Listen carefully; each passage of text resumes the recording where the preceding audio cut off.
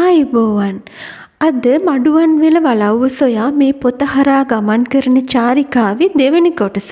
මගේ පළවෙනි වීඩියෝ එක බැලුවේ නැත්නම් ඒ වීඩියෝ එක බලලා දෙවෙනි කොටස නරඹන ලෙස මම ආදරයෙන් ඕගොල්ලන්ට ආරාධනා කරනවා. No passport, no air tickets, just only words. Travel with books. අද වීඩියෝ එකකින් අපි මුලින්ම කතා කරන්න බලාපොරොත්තු වෙන්නේ මේ මඩුවන් වෙල වලව්වේ තිබුණු හරි අපූර්ව චාරිත්‍රයක් ගැන. ඒ තමයි දිග්ගේ නැටුම් පෙන්වීම. මොකද්ද මේ දිග්ගේ නැටුම් පෙන්වීම කියන්නේ? දිග්ගේ නැටුම් පෙන්වීම කියලා කියන්නේ අලුත කොටහල උණු ගැහැණු ළමයි ගෙන්වලා ඒ ගැහැණු ළමයින්ගේ උඩුකය නිර්වස්ත්‍ර කරලා සුදු මහත්වරු සහ දිසාවේ ඉදිරියේ නැටුම් පෙන්වීමට සැලැස්වීම. ඉතින් මේ දිග්ගේ නැටුම් පෙන්වීම සම්බන්ධව හරි අපූර්ව විස්තරයක් පොතේ මේ විදිහට සඳහන් වෙනවා. වලව්වේ වැඩිපුරම දිග්ගේ නැටුම් සූදානම් කෙරුණේ ආණ්ඩුවේ සුදු මහත්තුරු වැවිලිකරුවෝ වගේ එක අමුත්තු ආපු දවස්වලටයි. එහෙම දවස්වලට ඉතින් මහදිසාවගේ රටබීම ගබඩාවටත් වැඩ අධිකයි. විස්කි, බ්‍රැන්ඩි, ෂැම්පේන් වගේ බීම වලින් මත් වෙලා දගලන සුද්දු නැටුම් ඉදිරිපත් කරන කෙල්ලෝ දිහා පෙරේත විදිහට බලාගෙන ඉන්න එක කුමාරි හාමිට නම් දිරවන්නේ නැහැ.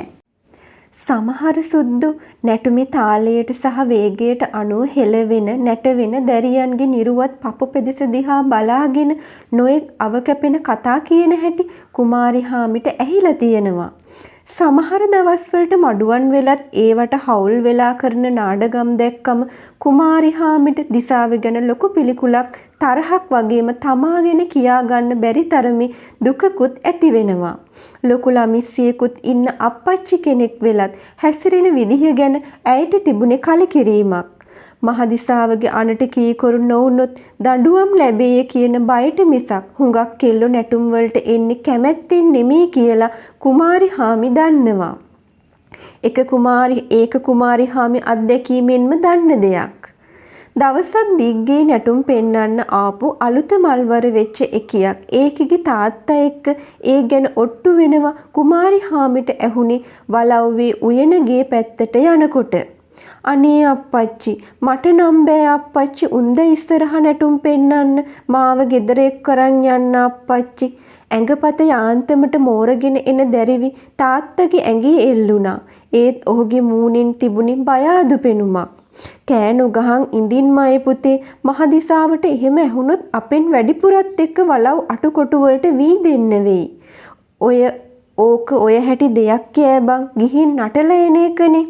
අනේ මට ලැජ්ජයි අප්පච්චි මං දියේ එබෙන්නෙත් වටපිටාවේ කවුරුත් නෑ කියලා අපේ අම්මා සහසුද්දින්නම් බලලා කිව්වට පස්සේ ඉතින් මං කොහොපෙයි මේ උඩ හැට්ටේ ගලවලා සුදු මහත්තුරු ඉස්සරහා නටන්නේ. දැරිවි කතාව අවසන් කළේ ඇස් ගෙඩි දෙකේ කඳුළු පුරවගෙන. දිග්ගේ නැටුම් පෙන්වීම ගැන කතාවෙන් පස්සේ අපි නැවතත් යන්නේ නදෝරිස්ට සහ කිරිබාලිට මොකද වුනේ කියලා බලන්න. නදෝරිස් දිනෙන් දින වැඩි ගැටවර තරුණයෙකු බවට පත් වුණා. වලව්වේ සිදුවීම් නිසා තමන්ගේ මවට සිදු වූ අසාධාරණකම් කොතෙක් ඔහු දැන සිටියත් ඒ වෙනුවෙන් ගත යුතු කිසිදු පියවරක් ඔහුට තිබුණේ නැහැ. ඔහු අසරණ වුණා. නදෝරිස්ගේ මව්වන කිරිබාලි අසනීප තත්වයෙන් සිටියත් ඇයගේ දිවි ගලවා ගන්නට නදෝරිස්ට හැකියාවක් ලැබුණේ නැහැ. නදෝරිස්ගේ මව කිරිබාලි තරුණ වියේදීම මිය පරලොව ගියා. අනේ මගේ අම්මා නදෝරිස් කිරිබාලිගේ කකුල් බදාගෙන ඇඬුවා. පුංචිනා හිටියෙත් ඇඬු කඳුලෙන් උයනගෙට අල්ලලා අලුතෙන් හදපු කාමර පේලියේ කෙළවරේ කාමර දෙක බාලිටත් නදෝරිස්ටත් වෙන් කෙරුණේ දැන් සති ගණනකට විතර කලින්. ඒ වේදනාවත් අම්මගේ හිතේ තියෙන්න ඇති කියලා නදෝරිස් හිතුවා. කිරිබාලිගේ කට දෙපැත්තෙන්ම සෙම වැක්කිරිලා තිබුණා.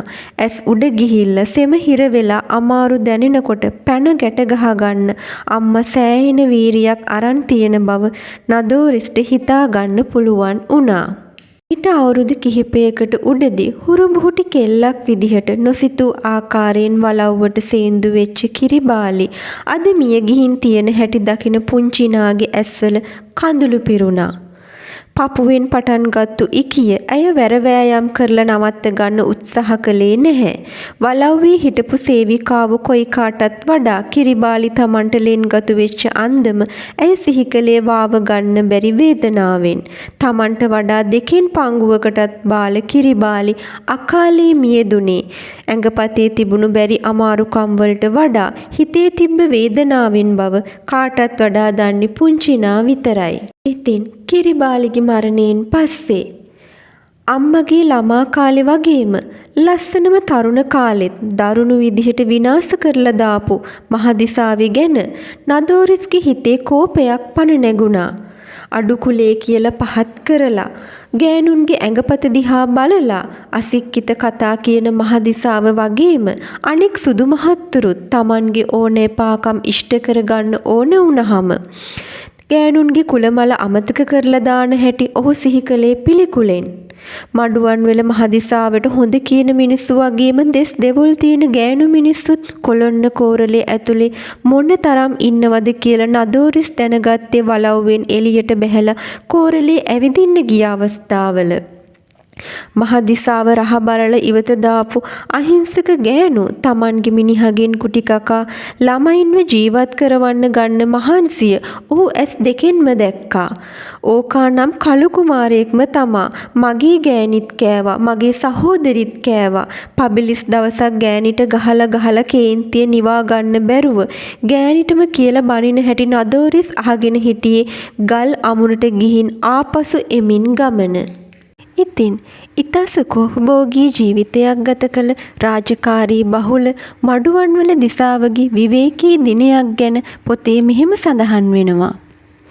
අද දවසේ Tamanට විශේෂ රාජකාරී යෙදිලා නැති හින්දා හැන්දෑවරුවේ ගමේ ඇවිදින්න යන්න ඕනි කියලා දිසාවි කල්පනා කළා. පහුගිය දවස්වල දිගින් දිගටම නොඑක් රාජකාරී යෙදිලා තිබුණ හින්දා රටතොට සිරි නරඹන්නවත් ස්පාසුවක් ලැබුණේ නැහැ. වම් අතින් Tamanගේ දිගු රැවුල අත ගෑපු මහදිසාව කෑමෙන් පස්සේ විඩා ඇරලා නාන්න ගියා. දිසාවේ නාන ලිඳ තියෙන්නේ වලව් උද්‍යානයට ඇතුළු වෙන දොරටුව ළඟ ඉඳලා අඩි 200ක් දකුණු පැත්තට වෙන්න. ඒක ස්වභාවිකව මතුවෙච්ච දිය උල්පතකින් හදපු ලිඳක්. දිසාවේ නාන්න සූදානම් වෙන අතරේ සේවකයෝ කිහිප දෙනෙක් ලිඳ ළඟ තියෙන ටැංකියට වතුර පිරෙව්වා. සේවකයන්ට නොඑක් විහිළු තහළු කරන අතරතුර Tamanගේ කාර්යයත් කරගත් දිසාවේ දියෙන් ගොඩට ආවේ හිත ගත දෙකටම දරුණු සනීපේ හොඳ හැටි විඳගෙන. දිසාවේ සේවකයෙක් එක්ක ආපහු වලව්වට එන අතරේ අනෙක් සේවකයෝ යකඩ බාල්දිවල උදව්වෙන් වතුර ගෙනත් වලව්වේ පුරවනවා. මුළු වලව්වෙම වැඩ කටයුතු කරදරයක් නැතුව සිද්ධ කරගatti මේ ලින්දේ වතුරට පින් සිද්ධ වෙන්නයි. ඉතින් සැන්දෑ වලාකුළු පොරවගෙන අහස ගිනි රස්නෙන් මිදෙද්දි කුරුල්ලෝ එහෙට මෙහෙට පියාඹන්න පටන් ගත්තා. යන්තම් වැදෙන සුළඟින් ගහකොළ හිමීට නැලවෙන්න ගත්තේ මගතොටේ යන එන්නන්ට පවන් සලන්න වගේ.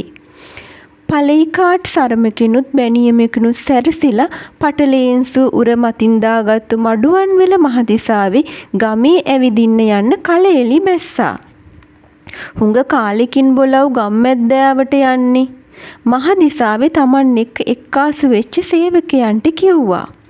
එහෙමයි හාමුදුරුවනේ. වැව ගාවට යනවද එහෙමත් නැත්නම් අමුණ ගාවට යනවද? සේවකෙක් ඇහුවා. ඒවායේ යන්න ඕන් නෑ බොලන්. අද වෙල්යාය මැද්දෙන් ගිහින් ගම පැත්තේ එබිකම් කරලා එමු. ඉතින් මහදිසාවේ ගම් මැද්දේ ඇවිදින්න යනකොට ඉස්සරහට හමුවන ගැහැණුන් සහ මිනිසුන් බොහොම බියපක්ෂපාතීව Tamanගේ කරේ තියෙන ලේන්සුව ඔළුවේ තියෙන ජටාව අතට අරගෙන දෙකට තුනට නැමිලා දිසාවට ආචාර කරලා දිසාවේ යන මග දිසාවට යන්න ඉඩ හැරියා. ඉතින් ඔහොම යන අතරමඟදී වෙල මැද්දේ ගැහැණු 3 දෙනෙක් දිසාවගේ ඉස්සරහට මුනිච්චි වෙනවා. ඔහොම හිටපල්ලා. කොහෙද උඹලා මේ ඉර බඩ ගාන සමය මේ යන්නේ? මහදිසාවගේ හඬට ගෑනු ටික ගල් ගැහුණා වගේ නැවතුණා. එකියක් තතල ඉඳලා කට ඇරියා. දිසා හාමුදුරුවන්ට කියන්න අපි මේ එහා ගමේ කිරිමිනාගේ ගෙදරට යන ගමන්. අර අහවල් දෙයකටද? හෙට ඒ කිව දීග දෙනවා කමුරු ගම්මුවට. හැබෑද? එහෙනම් ඵලයව විගහට. මහා දිසාවේ එහෙම කියන ගමන් පිටිපස්සෙන්ම ගිය ළමිස්සියෝ දිහා ඇහැ කරකෝලා බැලුවා. අන්තිමට ගිය එකී හොඳට ඇඟපත වැඩුණු අපූරු එකියක් කියලා දිසාවට හිතුණා.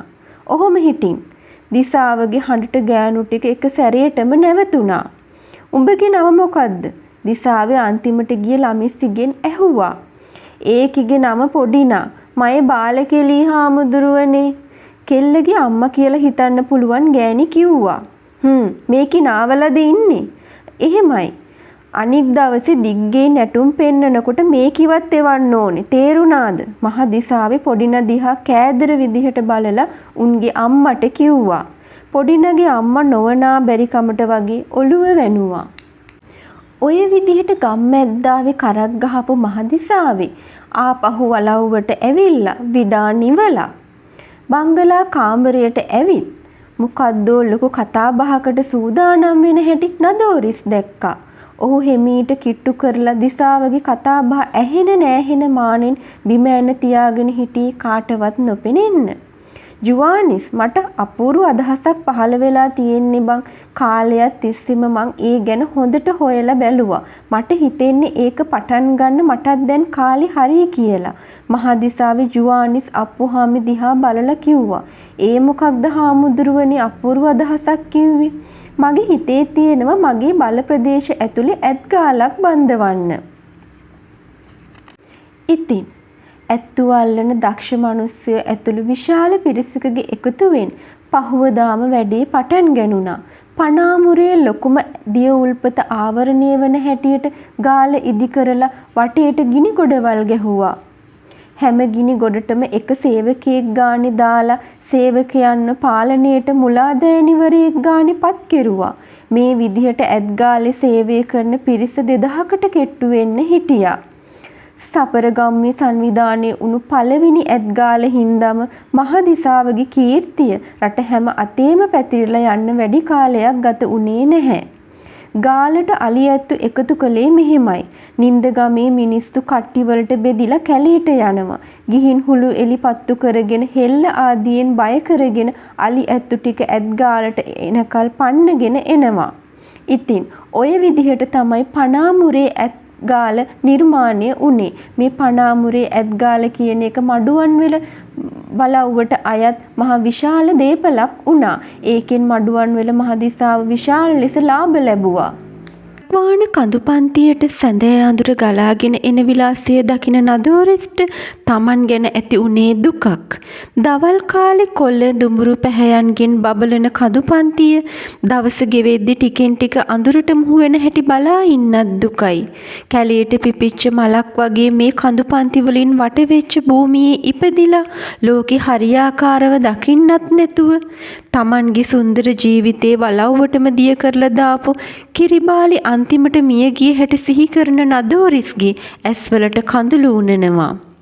මහදිසාවේ තව අවුරුදු 5ක්වත් ජීවත් වෙයිද කියන විශ්වාසයක් නදෝරිස්ට නැහැ. එහෙම වුණොත් Tamanටත් නුදුරේදීම මේ වලව්වෙන් පිටමන් වෙලා යන්න වෙන බව ඔහුට සිහි වුණා. මොනවද කොළුව අහස පොළව ගැටලන්න කල්පනා කරන්නේ? ජුවානිස් ඇහැව්වේ නදෝරිස් ඈත කඳු පන්තිය දිහා බලාගෙන ඉන්න දුක්මුසු විලාසය දැකලා. ඔහුගේ කටහඬින් නදෝරිස් දැහැණෙන් බිඳුණා. මාත් මොකක් හරි කර්මාන්තයක් හොයාගන්න ඕන ජීවත් වෙන්න. උඹ මොනා කියලා කරන්නද බං කොළුවෝ? මේ තියෙන දෙයක් බලාගෙන වලව්වේ වැටිලා ඉඳින්. තව ටික දොහක් යද්දි අපිට මේවයේ ඉන්න ලැබෙන එකක් නෑ. ඊට කලින් මම මේ කල්පනා කළේ දිසා හාමුදුරුවන්ගේ මිනිරන් කර්මාන්තයටවත් එක්කාසු වෙනවද කියලයි. ඉතින් දිනින් දින වයෝවෘද්ධ වන මහදිසාවගේ බලව්ව හා නින්දගම්වල දේපලවලට ඇහැ ගහගෙන හිටපු දෙන්නෙක් හිටියා. ඒ තමයි කලවාණි කුමාරි හාමිගේ සහෝදරයා වන කලවාණි මසිනහෙවත් වලව්වේ ලියන මහත්තයා සහ ෆ්‍රැන්සිස් මොලමුරේ. මේ ෆ්‍රැන්සිස් මොලමුරේ කියන්නේ මඩුවන්වල දිසාවගේ සහෝදරයෙකුගේ දරුවෙක්. ඔහු අධිනීතිඥවරයෙක් ලෙස සේවය කරා වගේම දේශපාලනයටත් සම්බන්ධ කෙනෙක්. ෆ්‍රැන්සිස් මොලමුරේගේ කුඩාප්පච්චි තමයි මේ මඩුවන්වැල දිසාව. නින්දගමේ තැනින් තැන කෙරෙන මිනිරන් කර්මාන්තය ගැන පහුගිය ටිකේම නදෝරිස් හොයා බැලුවා. මහදිසාවේ මැදිහත් වෙලා ඒවා එක කටයුතු කරපු කාලේ කොළඹ රටේ ලොකු මිනිස්සු එක්ක සම්බන්ධකම් ගොඩ නැගුණ කියලත් නදෝරිස් දන්නවා. ෆ්‍රැන්සිස් වගේම කලවාණි දිසාවෙත් මඩුවන්වැල බෝදලයට ඇහැ ගහගෙන ඉන්න විත්තිය නදෝරිස්ට දැන් හොඳටම පැහැදිලියි. ඉතින් මඩුවන්වැල දිසාවෙත් එන්නම වයෝවෘද්ධ වුණා. එන්නම දුර්වල වුණා. ඔහු දුර්වල වෙන විට ෆ්‍රැන්සිස් ශක්තිමත් වෙන ආකාරය කලවාණිට පෙනුණා. ඒ සිහියට එද්දි කලවාණිට ඉවසුම් දෙන්නේ නැහැ. ෆ්‍රැන්සිස්ගේ මූණ දකින්නවත් උවමනාවක් ඔහුට දැනුනේ නැහැ. මං මඩුවන්වලට නෑයෙක් වෙන්නේ අපේ අක්කණ්ඩිගේ පැත්තෙන්. ෆ්‍රැන්සිස් එහෙමද? මඩුවන්වල අයියන්ඩිගේ සහෝදරයෙක්ගේ පුතෙක්නේ. කලවාණි කුමාරිහාමිගේ සහෝදරයා වන කලවාණි මසිනා හිතුවේ අන්න ඒ විදිහට. ඉතින් මේ දෙන්න අතර මේ දේපල සම්බන්ධව ගැටුමක් ඇති වුණා. කුඩප්පච්චිට කියලා පුතෙක් නැති එකේ අප්පච්චි කියනවා වගේ මේ වය ළඟම අයිතියක් තියෙන්නේ මට. ෆ්‍රැන්සිස් මොලමුරේ හිතුවේ එහෙමයි. ඉතින් දවසක් ෆ්‍රැන්සිස් මොලමුරේ හා ඔහුගේ කුඩාප්පච්චි වන මඩුවන්වල දිසාවේ අතර මේ විදිහේ සංවාදයක් ගොඩ නැගුණා. හැබැයි ෆ්‍රැන්සිස් දේශපාලන වැඩවලදත් යෙදෙනවයි කියන්නේ. විවේකීව ඉන්න මොහොතක මඩුවන්වල Tamanගේ ඥාති පුත්‍රයාගෙන් ඇහුවා. කවුද කුඩාප්පච්චිට කිව්වේ? මට කිව්වේ රත්නපුරේ මහේජන්ත. පුතා කොළඹ රටේ හරි ප්‍රසිද්ධයි කිව්වේ. ෆ්‍රැන්සිස් ආඩම්බරයෙන් hina වුණා. එහෙම ලොකු වැඩක් නෑ අප්පච්චි. පාර්ලිමේන්ට් එකට යන්න නම් අදහසක් තියෙනවා. හැබැයිද ඒක කොහොමද පුතා? පොඩි දෙයක් වෙන්නේ. පාර්ලිමේන්ට් යනවා කියන්නෙම කොච්චර ලොකු දෙයක්ද? අපිට නොවේ ආඩම්බර.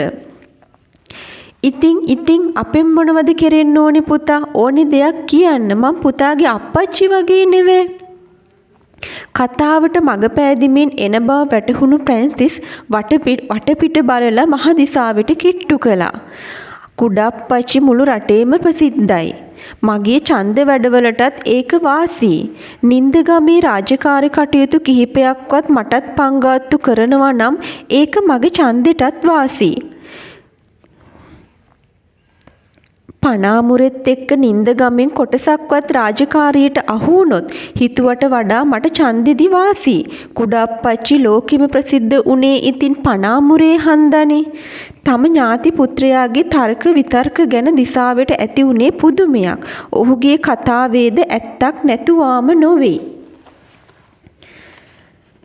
කලවාණි මසිනාටත් මුළු නින්දගමේම කටයුතු තනියම කරගන්නත් බැරි එකේ ෆ්‍රැන්සිස්ගේ යෝජනාවත් සාධාරණයි කියලා මඩුවන්වලට හිතුණා. පුතාගේ කතාව ඇත්ත. කොහොම වුණත් ඇහැලියගොඩ පැත්ත අහුවෙන විදිහට ඒ ටික පුතාට බාර දෙන්න මගේ අදහසක් තියෙනවා. දිසාවගේ කතාවෙන් ෆ්‍රැන්සිස් තවත් ධෛර්යය වුණා. මං ඊළඟ පාර කොළඹ ගිහින් එද්දි ලියකියවිලි එහෙම ලෑස්ති කරන් එන්නම්කො කුඩාප්පච්චි.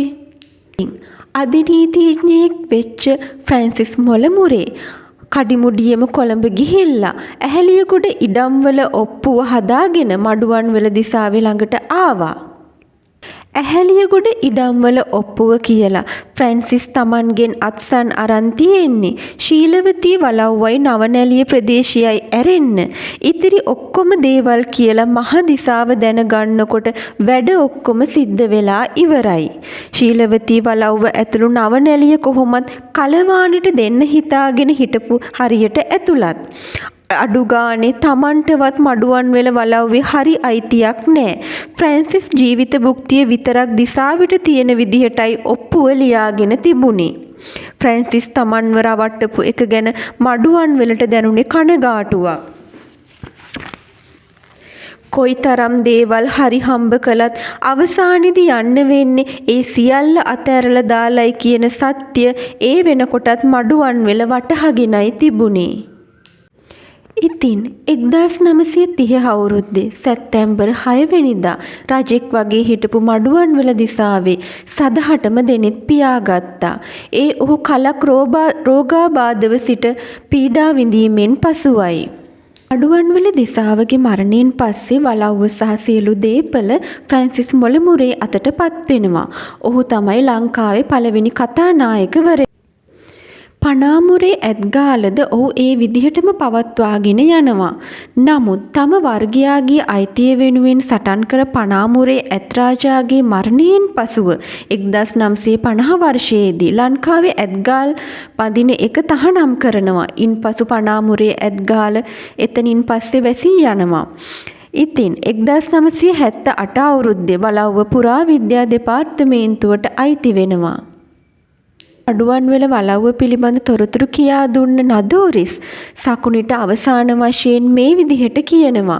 ඒ කතාවත් එක්කම අද අපේ වීඩියෝ මෙතනින් සමාප්ත කරනවා. මඩුවන්විල පරම්පරාව ඉවර නෑ කියලා මං සහසුද්දෙන්ම දන්නේ. මං වලව්වෙම හැදුණු වැඩුණු එකා හින්දා. උන්ද හින්දා ඒ කාලේ ළමයි වදපු ගෑනු තව කොච්චරනම් ඉන්න ඇද්ද? අපි නොදැනුවත්ද? ඒ ළමයිනුත් මං වගේම කොහේ හරි ඇති. මඩුවන්විල පරම්පරාව ඔය කියන තරම් ලේසියෙන් වලපල්ලට යන එකක් නෙමේ. නදෝරිස්ගේ උපහාසයෙන් යුතු සිනහව මඩුවන්විල මහදිසාවගේ චරිතයේ නොයෙක් ලක්ෂණ පිළිබඳ කදිම සටහනක් වෙනි.